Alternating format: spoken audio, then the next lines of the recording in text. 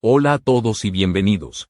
Hoy vamos a contar la historia de un hombre que prometió quedarse solo 6 meses y terminó construyendo un legado de 63 años.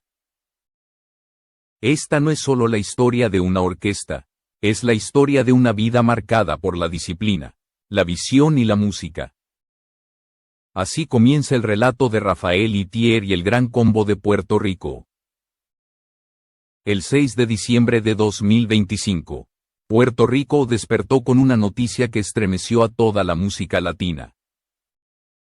Rafael Itier, fundador, director y alma del Gran Combo de Puerto Rico, había fallecido a los 99 años. No se trataba solo de la muerte de un músico, sino del cierre de un capítulo fundamental en la historia cultural del Caribe.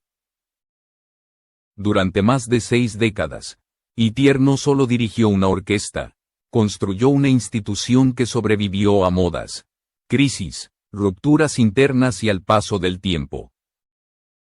Lo paradójico es que Rafael Itier jamás planeó este destino. Cuando fundó el Gran Combo en 1962, estaba convencido de que sería un proyecto efímero, una aventura de apenas 6 meses antes de abandonar definitivamente la música y entrar a la universidad para estudiar Derecho. Tan poca fe tenía en la duración del grupo, que se negó rotundamente a ponerle su nombre a la orquesta.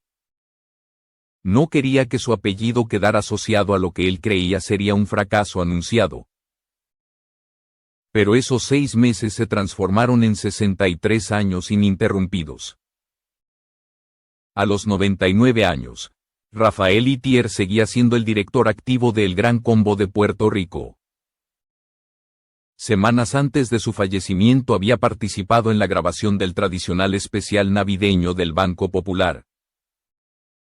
Meses antes, se había presentado ante más de 50.000 personas en Perú, demostrando que la edad nunca fue un límite cuando la vocación es más fuerte que el cuerpo. Gracias por ver este video y si te gusta este tipo de historias, suscríbete al canal para apoyarnos y motivarnos a seguir creando contenido de calidad. Para entender cómo se construyó esta paradoja, hay que retroceder al año 1962. Rafael Itier tenía entonces 36 años y atravesaba uno de los momentos más frustrantes de su vida. Durante 8 años había sido el pianista del combo de Rafael Cortijo, la orquesta más influyente de Puerto Rico en aquel momento. Junto a Cortijo y al legendario Ismael Rivera, había revolucionado la música caribeña antes incluso de que existiera el término salsa. Eran estrellas, llenaban bailes, marcaban el pulso cultural del país. Sin embargo, a principios de 1962 todo se vino abajo. Los problemas legales de Ismael Rivera sacudieron al grupo y provocaron la disolución del combo de Cortijo. Para Itier, aquello no fue solo el fin de una etapa musical, fue una profunda decepción personal. Años más tarde confesaría que lo que más le dolió no fue la caída artística, sino la falta de disciplina profesional que, según él, había destruido un proyecto brillante. Desencantado, Rafael Itier tomó una decisión radical: se retiraría de la música para siempre. Planeaba estudiar Derecho, trabajar en banca y dejar atrás la vida bohemia de los escenarios. No quería saber nada más de orquestas, giras ni ensayos interminables. En su mente, la música había sido solo una etapa, un trabajo temporal que ya había cumplido su ciclo. Lo que Rafael no sabía en ese momento era que precisamente esa frustración, ese rechazo y ese deseo de abandonar todo, serían el punto de partida para construir una de las instituciones musicales más duraderas de la historia latinoamericana. El proyecto, que nació sin ambición de permanencia, estaba a punto de convertirse en la Universidad de la Salsa. Y él, sin buscarlo, en su rector eterno. Para comprender por qué Rafael Itier podía amar y rechazar la música al mismo tiempo, es necesario volver mucho más atrás, a su origen. Rafael Itier natal nació el 29 de agosto de 1926 en Puerta de Tierra, San Juan, Puerto Rico. Provenía de una familia humilde, marcada por la bohemia y la necesidad. Su padre, Nicolás Itier, era un hombre amante de la música, y su tío Salvador cantaba como segunda voz en el trío Borinquen. La música estaba presente en casa, pero no como un lujo, sino como una forma de sobrevivir. La infancia de Rafael estuvo lejos de ser fácil. Cuando apenas tenía 8 años, su padre falleció. La pérdida cambió el rumbo de la familia. Su madre, Mérida natal, costurera de oficio, quedó sola a cargo del sustento de sus hijos. Se mudaron al barrio Monacillos de Río Piedras, donde el dinero escaseaba y las oportunidades eran limitadas. Desde muy pequeño, Rafael entendió que debía aportar para sobrevivir. A los 10 años ya tocaba guitarra en una tienda de la esquina a cambio de propinas. No era un juego, era una necesidad. Según documenta la Fundación Nacional para la Cultura Popular, aquel niño aprendía música por obligación, pero también por una pasión que crecía silenciosamente. La música se convirtió en su refugio emocional y en su primera fuente de ingresos. La pobreza marcó decisiones duras. A los 14 años, Rafael abandonó la escuela después de completar solo el 8º grado. No fue una elección, fue una imposición de la realidad. Tenía que trabajar para ayudar a su madre y a sus hermanas. A diferencia de muchos músicos prodigio, Rafael no tuvo educación musical formal, ni conservatorios, ni maestros académicos. Fue completamente autodidacta. En 1941, con apenas 15 años, consiguió su primer trabajo musical profesional al integrarse a un conjunto hawaiano dirigido por Fermín Machuca. Ganaba $1 por noche, una suma considerable. Ese momento marcó el inicio oficial de su carrera, aunque él no lo veía así. Su verdadero sueño era ser pelotero y, más adelante, estudiar una carrera universitaria. La música seguía siendo, en su mente, algo temporal. Durante los años siguientes tocó con diversas agrupaciones, aprendió varios instrumentos y se adaptó a distintos estilos, pero el piano terminó convirtiéndose en su voz definitiva. Aprendió a leer partituras por su cuenta, con disciplina y paciencia. Esa capacidad de aprender solo, sin guía formal, moldeó su carácter metódico y observador. En 1952, cuando tenía 26 años, su vida dio un giro inesperado. Fue reclutado por el ejército de los Estados Unidos y asignado a la 6ª compañía estacionada en Calley. Poco después fue enviado a la Guerra de Corea. Aquella experiencia militar no solo marcó su biografía, definió su forma de entender la vida. Años más tarde resumiría esa etapa con una frase que explicaría toda su filosofía futura: aprendí a obedecer una orden. El joven bohemio de Río Piedras se transformó en un soldado disciplinado. La puntualidad, el respeto por la jerarquía, el sentido de responsabilidad y la estructura rígida se convirtieron en parte de su identidad. El 28 de enero de 1954, Rafael recibió su licenciamiento del ejército, pero no dejó atrás lo aprendido. Esa disciplina lo acompañaría para siempre. Para celebrar su regreso, llamó a su amigo Rafael Cortijo, quien dirigía una orquesta que estaba revolucionando la música puertorriqueña. Cortijo le ofreció integrarse como pianista. Rafael aceptó sin saber que estaba entrando en la escuela musical más importante de su vida. Durante 8 años, de 1954 a 1962, no solo tocó música, aprendió cómo funciona una orquesta desde adentro, cómo se lidera un grupo y cómo el talento puede desperdiciarse cuando no existe disciplina. Ese aprendizaje sería la base invisible de todo lo que vendría después. La música podía ser libre, creativa y emocional, pero para Rafael Itier, la estructura debía ser firme. Corea le había enseñado que sin orden no hay supervivencia, y esa lección estaba a punto de cambiar la historia de la salsa para siempre. Cuando el combo de Rafael Cortijo se desintegró en 1962, Rafael Itier sintió que había llegado al final del camino. Tenía 36 años y estaba decidido a abandonar definitivamente la música. Había visto de cerca cómo el talento, el éxito y la fama podían derrumbarse por la falta de disciplina y estructura. Para él, aquella experiencia confirmó que la vida artística era inestable y peligrosa. Su plan era claro: estudiar, construir una vida lejos de los escenarios y dejar atrás todo lo que oliera a orquesta. Pero el destino intervino en el momento menos esperado.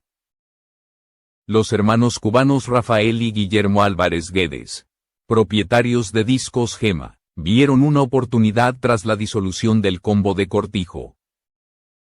Varios músicos querían seguir juntos, pero necesitaban un líder, alguien con autoridad musical y carácter firme. Todos los caminos conducían a Rafael Itier. La propuesta fue directa: formar una nueva orquesta con parte de aquellos músicos. Itier rechazó la idea una y otra vez. No quería volver a involucrarse en ese mundo. Quería estudiar, quería estabilidad, quería una vida distinta. Sin embargo, la insistencia fue constante. Finalmente aceptó, pero bajo condiciones muy claras. Primero, su participación sería temporal, solo 6 meses. Segundo, la orquesta no llevaría su nombre. Estaba convencido de que el proyecto no duraría y no quería que su apellido quedara ligado a un posible fracaso. Así nació el Gran Combo de Puerto Rico. El nombre no hacía referencia a una persona, sino a una idea colectiva. El 26 de mayo de 1962, en el Rock and Roll Club de Bayamón, la nueva orquesta ofreció su primer baile. Rafael Itier se sentó al piano, marcó el compás inicial y dio comienzo a una historia que nadie imaginaba que se extendería por más de 6 décadas. Desde el primer día, Itier impuso una filosofía diferente. Puntualidad estricta, ensayos constantes, respeto entre los músicos y una estructura organizativa casi militar. La música podía ser alegre y espontánea, pero el funcionamiento interno no admitía improvisaciones. Esa disciplina, heredada de su paso por el ejército, se convirtió en la columna vertebral del grupo. El primer disco, Menéame los mangos, se grabó con Discos Gema. Fue un proyecto modesto, sin grandes expectativas comerciales. Participó el cantante dominicano Joseito Mateo y el sonido reflejaba la experiencia acumulada de Itier como arreglista. El álbum comenzó a sonar primero fuera de Puerto Rico, en México, Panamá y Venezuela. El éxito llegó desde el exterior antes de conquistar la isla. Mientras los meses avanzaban, los 6 meses prometidos empezaban a quedarse cortos. Las presentaciones aumentaban, el público crecía y la orquesta comenzaba a consolidar un sonido propio. En 1963 lanzaron su segundo álbum, De Siempre. Fue en ese momento cuando se formó el binomio vocal que definiría la identidad temprana del Gran Combo. Las voces principales eran Pellín Rodríguez y un joven cantante recién incorporado, Andrés Montañez, conocido como Junior. Tenía apenas 20 años y provenía del barrio Trastalleres de Santurce. Cantaba boleros desde niño y poseía una voz distinta, fresca, poderosa. Fue Felipe Rodríguez, conocido como La Voz, quien le sugirió cambiar su nombre artístico. Junior Montañez no sonaba adecuado para la música tropical. Desde entonces sería Andy Montañez. Andy Montañez y Pellín Rodríguez se complementaron de forma perfecta. Pellín dominaba los boleros y los temas románticos, mientras Andy se adueñaba de las guarachas y las canciones más rítmicas. Juntos crearon un equilibrio vocal que marcó al público y definió el sonido característico de la orquesta. El álbum se lanzó en noviembre de 1963. Apenas 2 días antes del asesinato del presidente John F. Kennedy. En Puerto Rico, la distribución se retrasó por el duelo nacional, pero en el extranjero el disco ya era un éxito. Cuando finalmente llegó a Nueva York, los puertorriqueños de la diáspora lo adoptaron como su sonido propio. El Gran Combo comenzó a presentarse en lugares emblemáticos como el Palladium Ballroom y los principales salones de baile de Manhattan. Rafael Itier observaba cómo su plan de retirada se alejaba cada vez más. Los 6 meses se transformaron en 1 año, luego en 2, luego en 5. Sin darse cuenta, estaba descubriendo su verdadero talento. No era solo tocar el piano, era construir sistemas, formar músicos y crear una estructura capaz de sobrevivir a cualquier crisis. El Gran Combo ya no era una orquesta más, era un proyecto con bases sólidas, y Rafael Itier era el arquitecto silencioso de ese modelo. A finales de los años 60, el Gran Combo de Puerto Rico ya no era una promesa, era una realidad consolidada. Sin embargo, el verdadero examen para la filosofía de Rafael Itier estaba por comenzar. El éxito trae algo más que aplausos. Trae tensiones, egos y decisiones difíciles, y en 1969 llegó la primera gran sacudida. Roberto Roena, percusionista extraordinario y uno de los miembros fundadores, decidió abandonar la orquesta para formar junto a Elías López el Apollo Sound. En el ambiente salsero, el veredicto fue inmediato. Muchos aseguraron que el Gran Combo no sobreviviría sin Roena. Para cualquier otra agrupación, la salida de un miembro clave habría significado el principio del fin. Para Rafael Itier, fue una prueba más del sistema que había construido. Sin dramatismos ni confrontaciones públicas, buscó reemplazos, reorganizó la estructura y continuó adelante. Los discos siguieron grabándose y las giras no se detuvieron. El mensaje era claro. Nadie estaba por encima de la institución, pero el golpe más duro llegó en 1973. Pellín Rodríguez, una de las voces principales desde el inicio, anunció su salida para lanzarse como solista. Los rumores apuntaban a diferencias sobre protagonismo y decisiones artísticas. Rafael no cedió. Para él, la orquesta no giraba alrededor de una sola voz. Pellín se fue y, una vez más, los pronósticos anunciaron la muerte del Gran Combo. Rafael respondió con la misma frialdad estratégica de siempre. Llamó a un joven cantante de 22 años que había impresionado en audiciones previas. Su nombre era Charlie Aponte. Ingresó a la orquesta para el disco navideño El Gran Combo número 5, lanzado a finales de 1973. La química entre Andy Montañez y Charlie Aponte fue inmediata.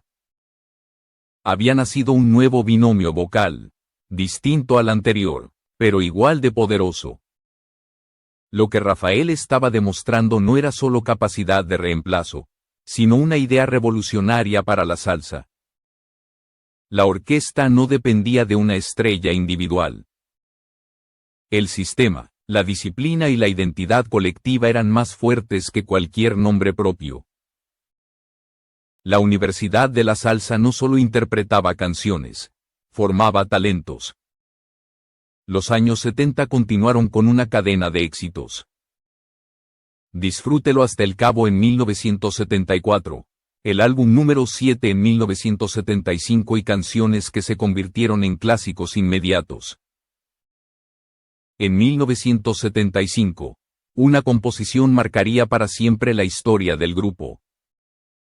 Un verano en Nueva York, escrita por Justy Barreto, capturó la experiencia de la diáspora latina en Manhattan.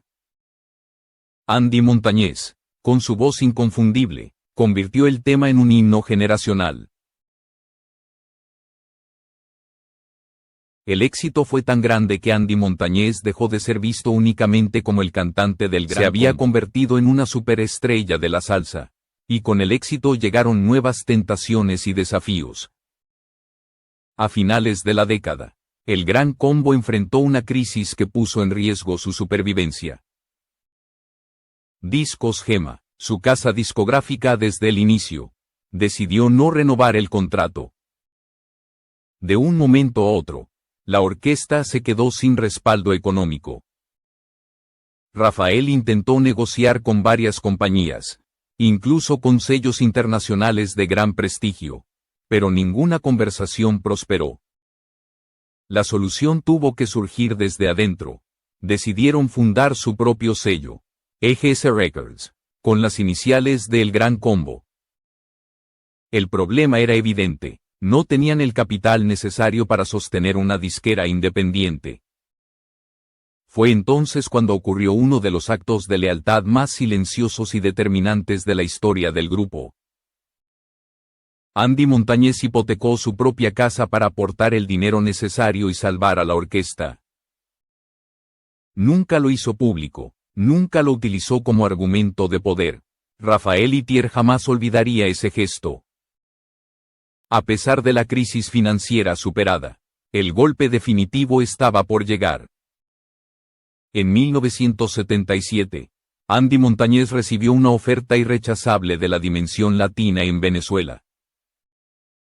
Mejor salario, protagonismo absoluto y proyección internacional. Andy consultó la decisión con Rafael. Contra todo pronóstico, Rafael no lo detuvo.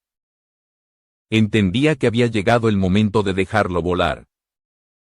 Cuando Andy anunció su salida, el mundo salsero decretó la sentencia final. Sin Andy Montañez, el Gran Combo no podía sobrevivir. Las radios especulaban, los periodistas escribían obituarios anticipados y los fanáticos lloraban. Rafael Itier tenía entonces 51 años. Había perdido a su voz más emblemática y acababa de superar una crisis financiera. Para muchos, era el momento perfecto para retirarse, pero Rafael no se retiró. Fiel a su filosofía, llamó a un joven cantante llamado junto a Charlie Aponte formó una nueva dupla vocal. En 1977 lanzaron Internacional, un álbum que desmintió a todos los detractores. En 1978, en Las Vegas alcanzó estatus de disco de oro. El Gran Combo no solo sobrevivió, salió fortalecido, la lección era contundente. La Universidad de la Salsa había demostrado que el sistema era más fuerte que cualquier estrella. Rafael Itier ya no dirigía una orquesta temporal. Estaba construyendo una institución destinada a sobrevivirle. Para finales de los años 70, el Gran Combo de Puerto Rico había superado todas las pruebas que podían destruir a cualquier orquesta. Habían perdido figuras clave, enfrentado crisis económicas y sobrevivido a cambios profundos en la industria musical. Rafael Itier entendió entonces que ya no estaba dirigiendo un proyecto artístico. Estaba custodiando una institución que debía trascenderlo. Su obsesión dejó de ser el éxito inmediato y pasó a ser la permanencia. En 1978, una tragedia sacudió nuevamente a la orquesta. El timbalero Mike Marrero falleció durante una operación. El golpe fue devastador para los músicos, pero una vez más el sistema respondió. Edgardo Morales, proveniente de la Sonora Ponceña, asumió el puesto y su estilo transformó el sonido rítmico del grupo. Rafael escribió para él la canción Timbalero, que se convirtió en un clásico permanente del repertorio. Ese mismo período vio la integración de Luis Papo Rosario como corista y bailarín. Una figura que marcaría la imagen escénica del grupo durante décadas. Durante los años 80, el Gran Combo dejó de ser solo la orquesta de Puerto Rico para convertirse en un fenómeno cultural continental. En 1982 se presentaron como artistas principales en el Madison Square Garden de Nueva York. No era un concierto más. Era una consagración histórica. Miles de latinos cantaron cada canción, confirmando que la Universidad de la Salsa ya graduaba generaciones completas de seguidores.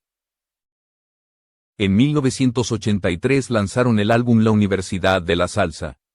Un título que no pretendía presumir, sino describir una realidad. Decenas de músicos habían pasado por sus filas y luego se habían convertido en estrellas por derecho propio. Rafael había creado una escuela de vida basada en disciplina, puntualidad, respeto y profesionalismo. Para él, el talento sin estructura no tenía futuro. Los años 90 confirmaron la solidez del modelo. Mientras muchas orquestas desaparecían, el Gran Combo seguía llenando escenarios. Rafael rechazó modas pasajeras y protegió el sonido original del grupo. En 1992 celebraron 30 años con el álbum Gracias. 30 años de sabor. Rafael tenía 66 años. Edad de retiro para la mayoría, pero seguía sentado al piano, dirigiendo con la misma firmeza de siempre. El nuevo milenio no cambió su filosofía. En 2002 celebraron 40 años con un concierto masivo en el Coliseo Rubén Rodríguez de Bayamón. Abuelos, padres y nietos bailaban juntos. El Gran Combo se había convertido en parte de la vida cotidiana del pueblo. En 2007, con más de 80 años, Rafael comenzó a delegar algunas funciones, pero nunca abandonó el rol de director. Seguía siendo el patriarca. En 2012 celebraron el 50º aniversario con una gira mundial.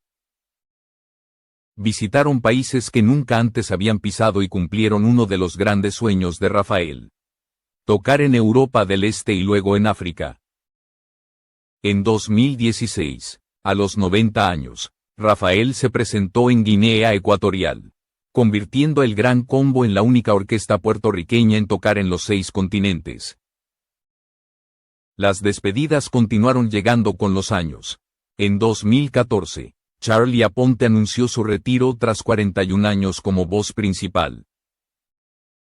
Una vez más, los rumores anunciaron el final. Rafael, con 88 años, llamó a una nueva voz, Anthony García, y el ciclo se repitió. La orquesta siguió adelante, intacta, demostrando que la Universidad de la Salsa seguía funcionando. En marzo de 2024, Rafael Itier recibió el honor más simbólico de su vida. La Universidad de Puerto Rico le otorgó un doctorado honoris causa. El niño que había abandonado la escuela a los 14 años recibía el máximo reconocimiento académico del país. En su discurso habló de pobreza, disciplina y perseverancia, no habló de fama. En marzo de 2025, con 98 años, subió al escenario en Lima ante más de 50.000 personas. Semanas después participó en la grabación del especial navideño del Banco Popular. Fue su última aparición musical. El 6 de diciembre de 2025, en San Juan, Rafael Itier falleció a los 99 años. El hombre que prometió quedarse solo 6 meses dirigió el Gran Combo durante 63 años. Formó a cientos de músicos, grabó más de 70 producciones y construyó algo que no dependía de él para sobrevivir. Rafael Itier no fue una estrella pasajera, fue un arquitecto de sistemas, un líder silencioso y el ejemplo de que la disciplina puede convivir con el arte.